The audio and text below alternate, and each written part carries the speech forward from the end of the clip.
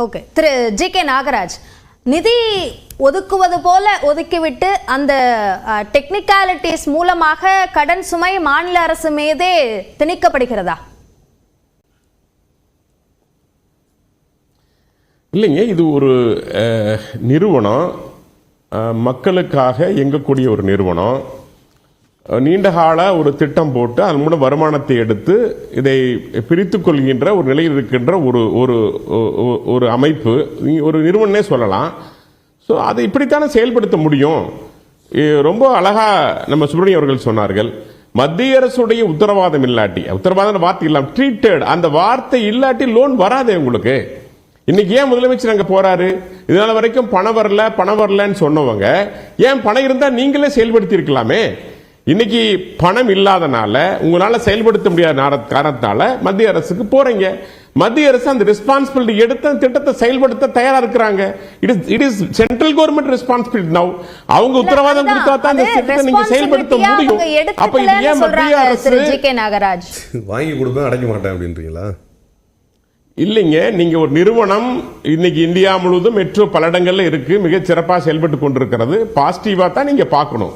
நாளைக்கு நெகட்டிவா நடக்கிறப்போ மத்திய அரசு இல்ல நான் தரமாட்டேன்லாம் சொல்லாது. பல இடங்கள்ல தொடர்ச்சியா பல நிவாரணங்களை தொடர்ச்சியா எல்லா மாநில அரசுக்கும் கொடுத்துக்கொண்டே இருக்கிறார்கள். அதனால அதெல்லாம் நீங்க வேண்டியதில்லை. ஒரு மாநில அரசை அம்போன் விட்டக்கூடிய இடமில்ல மத்திய அரசு இல்லாது. யார் அரசாக இருந்தாலும் சரி, நிச்சயமாக அது கன்சிடர் பண்ணப்படும். ஆனா ஒரு சரத்து அப்படிங்கிறது இருக்கிறப்ப அது சிஸ்டத்தை நீங்க ஃபாலோ பண்ணி ஆகணும்ல.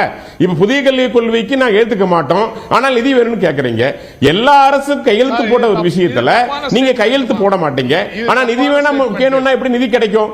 மத்திய அரசு சிங்கிள் மேன் சிக்னேச்சருங்க. அரசியலமைப்பு சட்டம், அந்த சட்டத்தை நீங்க புதிய கல்விக் கொள்கைக்கான முன்பிலிருந்தே செயல்படக்கூடிய திட்டத்திற்கு இதை ஒரு நிபந்தனையாக இப்போ இதை உள்நுழைப்பதற்கு காரணம் என்ன அப்படின்றத கேக்குறாங்க. எஸ்எஸ்ஏ ஃபண்ட்ஸ் புதிய கல்விக் கொள்கையோடு தொடர்பு இல்லாத பிஎம் ஸ்ரீநிதிக்கு கொடுக்கப்பட்ட பணம் இல்லைங்க.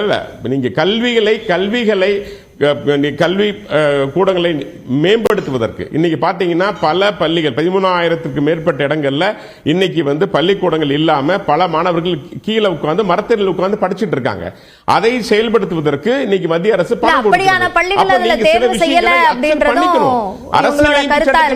நான் சொல்லி முடிச்சிடறேன், நான் பேசி அக்செப்ட் பண்ணிக்கணும். நீங்க இல்ல இப்போ சென்னையில ஏறக்குறைய 420 பள்ளிகள்ல பிரான்சைஸ் அலையன்ஸ்ங்கிற ஒரு நிறுவனத்தோட பிரெஞ்சு கத்துக் கொடுக்கறதுக்கு அக்ரிமெண்ட் போட்டிருக்காங்க. சரி, இல்ல நம்ம அதுக்குள்ள ரொம்ப டீப்பா இறங்குனா நம்ம தலைப்புல இருந்து தள்ளி போய்டுவோம். திரு ஜி.கே. நாகராஜ், இப்போ நான் தான் சொல்றேன், நீங்க வரட்டு கொள்கையால நீங்க தமிழ்நாட்டினுடைய கல்வி தரத்தை மட்டுமல்ல தமிழ்நாட்டினுடைய பள்ளிக்கூடத்து வர நிதியை கூட நீங்க எடுக்க அப்படி கொடுக்க முடியாது. மத்திய அரசு இஸ் நாட் லைக் நீங்க என்ன சிஸ்டம் அடாப்ட் பண்ண முடியும். நீங்க இது பல விஷயங்கள் சொல்ல முடியும். நீங்க அணை பாதுகாப்பு மசோதா ஆகட்டும் அல்லது பல்வேறு விஷயங்கள், புதிய குற்றவியல் சட்டங்களை நீங்க ஏத்துக்க மாட்டேன்னு சொன்னீங்க. இப்ப புதிய குடியுரிமை சட்டம் தான் நீங்க நடைமுறைப்படுத்த வேண்டிய கட்டாயத்தில் இருக்கிறீங்க. ஆனால் நீங்க எதையுமே ஏற்றுக்கொள்ள மாட்டேன், நிதி மட்டும் வேணும் என்று சொன்னால் பாதிக்கப்படுவது யார்? தமிழக மக்கள் தானே. அந்த முரண்களை குறிப்பிட்டிருக்க இந்த மெட்ரோ திட்டத்திற்கான நிதி ஒதுக்கீட்டிலேயே முரண் இருக்குன்னு சொல்றாங்க. முதல்ல நிதியமைச்சர் நிதி ஒதுக்குவது சாத்தியம் இல்லை என்கிறார். முதலமைச்சர் சந்தித்த பிறகு தற்போது அமைச்சரவை ஒப்புதல் கொடுக்குது அப்படின்னா அப்போ சாத்தியம் இருந்தும் முதல்ல மறுக்கப்பட்டதா அப்படின்னு கேக்குறாங்க.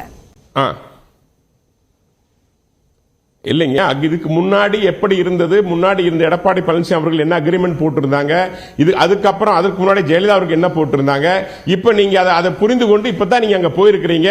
அதுக்கப்புறம் ஏறக்குறைய நீங்க கேட்டிருக்கிற அந்த நிதியானது இன்னைக்கு அவங்க மத்திய அரசு உத்தரவாதம் கொடுத்து வர்ற அமௌண்ட் ஏறக்குறைய 33,593 கோடிக்கு இன்னைக்கு உத்தரவாதம் கொடுக்கப்பட்டிருக்கிறது. அது தமிழ்நாட்டுடைய பங்களிப்பு 5,407 கோடி. அதே போல பாத்தீங்கன்னா கவர்மெண்ட் ஆஃப் தமிழ்நாடு 5,407. இதெல்லாம் டேபட்டாய் வந்திருக்கு. அதே போல இன்னொரு அறிவிக்கும் வந்திருக்கிறது. அதனால இது இதெல்லாம் ஒரு நடைமுறையில் இருக்கிற சிஸ்டம்ஸ், நீங்க அதை ஃபாலோ பண்ணுமல்ல. ஒவ்வொரு முறையும் மத்திய அரசு கொடுக்கல, ஒவ்வொரு முறையும் மத்திய அரசு எவ்வளவு திட்டங்கள், எவ்வளவு 2 லட்சம் கிலோமீட்டருக்கு சாலைகள் போடப்பட்டிருக்கிறது. இதுவரைக்கும் இஸ்ரோ இன்னைக்கு தமிழ்நாட்டுக்குள்ள வரல. முதல் முறையா குலசேகரப்பட்டினத்தில் இஸ்ரோ சிஸ்டம் வந்திருக்கிறது. நிதின் கட்காரி வந்து சொல்றாங்க இவ்வளவு நாங்க ரோடுகள் போடுறோம், இவ்வளவு பாலங்கள் கட்டுறோம்னு சொல்றாங்க. தேவையான இடத்தை எடுத்து தர்றதில்ல, உரிய ஒத்துழைப்பு தர்றதில்ல. பல இடங்கள்ல சுரங்கப்பாதை கட்டுறதுக்கு 17 ஆண்டுகள் ஆயிருக்கிறது. இப்படி பல மத்திய அரசு பார்க்கணுமான்னு கேக்குறீங்க. ஆனா ஒவ்வொரு விஷயத்துக்கும் மத்திய அரசு கிட்ட போய் கேட்டுக்கிட்டே இருக்க வேண்டியதா இருக்கு. அதற்கு பல போராட்டங்களை நடத்த வேண்டியதா இருக்கு. அதற்கு பிறகுதான் அந்த நிதி ஒதுக்கீட்டுக்கான ஒப்புதலை கொடுக்கறாங்கன்னு இவங்க தரப்புல சொல்றாங்க. இல்லைங்க, பல முறை நாங்க நிதியமைச்சர் வந்தப்பவும் சரி, அல்லது மற்ற அமைச்சர்கிட்ட போய் நாங்க டெல்லியில இருந்து போய் பேசுறப்பவும் சரி, ப்ராப்பரான சிஸ்டம் ஏஸ்பதெல்லாம் அவங்க ஃபாலோ பண்றது இல்ல. ஒரு முறைப்படி இங்க மத்திய அரசிலிருந்து எது செல்ல வேண்டுமோ, எப்படி செல்ல வேண்டுமோ அதை செய்யணும். அதை செய்கின்ற பணி நேரா போய் ஒரு லெட்டர் கொடுத்தா போதுமா? அமைச்சரை பார்த்து, மத்திய அமைச்சரை பார்த்து லெட்டர் கொடுத்தா நடந்துருமா? கீழே அந்த சிஸ்டத்தை நீங்க பில்டப் பண்ணணும். நீங்க இடத்தை எடுத்து தர்றது இல்ல. அது நிறைய பட்டியலிட முடியும். ரயில்வே துறையில எவ்வளவு இடங்கள்ல நீங்க இடம் தரல இல்லைங்க. there is a bureaucratic system இருக்கு இல்லைங்களா? நீங்க அதை ஃபாலோ பண்ணுமல்ல. இப்ப இது இவ்வளவு நாள் நிதின்னு கேட்டுட்டு இப்ப எதுக்கு முதலமைச்சர் போய் லெட்டர் தராரு? ஏறக்குறைய 3 ஆண்டு காலமாக பேசப்பட்ட விஷயம். இந்த மெட்ரோவை பொறுத்த வரைக்கும் 3 ஆண்டு காலமா நாம் பேசிட்டு வரோம். 3 ஆண்டு காலமாக கேட்காத முதலமைச்சர் இப்பொழுது ஏன் போய் கேட்கிறார்? அவருக்கு என்ன புரிதல் அதுல வந்துருச்சு? அப்புறம் ஏன் நன்றி சொல்றாரு? இப்ப இல்ல உடனே அறிவிச்ச உடனே மனமார்ந்த நன்றியை தெரிவிக்கிறாரு. அதுல என்ன புரிதல் அவருக்கு வந்துருச்சு? எப்படி நன்றி தெரிவிக்கிறாரு?